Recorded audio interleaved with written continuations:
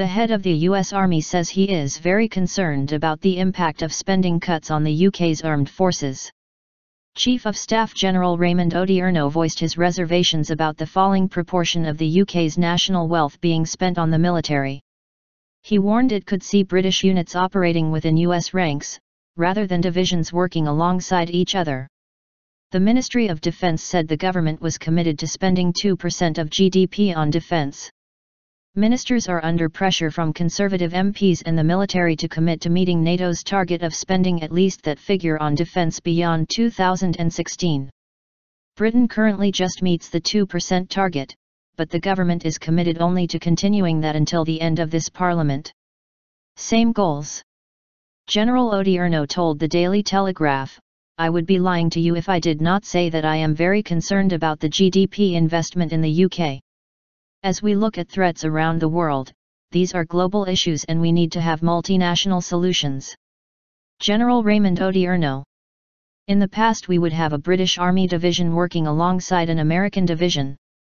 Now it might be a British brigade inside an American division, or even a British battalion inside an American brigade. We have to adjust our program to make sure we are all able to see that we can still work together. He described Britain's role as a key US ally as about having a partner that has very close values and the same goals as we do. As we look at threats around the world, these are global issues and we need to have multinational solutions, he said. They are concerning to everyone. We all need to be able to invest and work together to solve these problems. The British Army is undergoing a 20% reduction in regular troop numbers, from 102,000 in 2010 to 82,000 in 2020.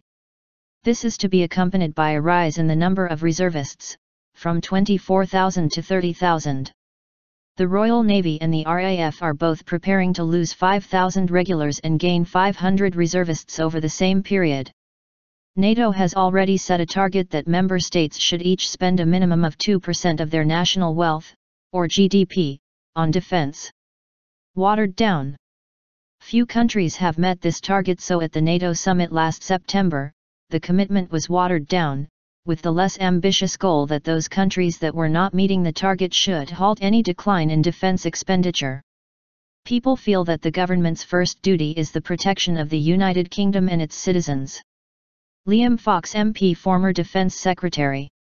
Research by the European Leadership Network suggests that in 2015 only one of the 14 nations examined, Estonia, will meet the 2% target. While expenditure will increase in Poland, Latvia, Lithuania, the Netherlands, Norway, and Romania, none of these will meet the target. Germany, Italy, Canada, Hungary, and Bulgaria will cut their defence spending alongside the UK, the network suggests. Examining current expenditure plans, the ELN concludes that defence spending in the UK will fall from its current level of 2.07% of GDP, £36.4 bn, to 1.88%, £35.5 bn, in 2015-16.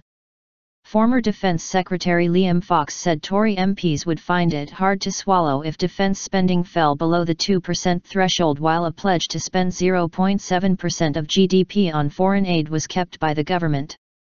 He told BBC One Sunday Politics, "I think this would be a political problem inside the Conservative Party because I think that people feel that the government's first duty is the protection of the United Kingdom and its citizens." Manifesto commitments. Former head of the Army General Sir Peter Wall called for the major parties to make general election manifesto commitments on defence spending.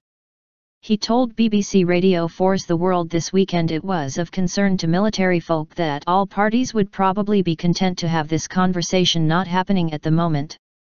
A Ministry of Defence spokesman said the UK had the second largest defence budget in NATO and the largest in Europe. Decisions on spending after the financial year 2015-16 will be determined in the next spending review, he added.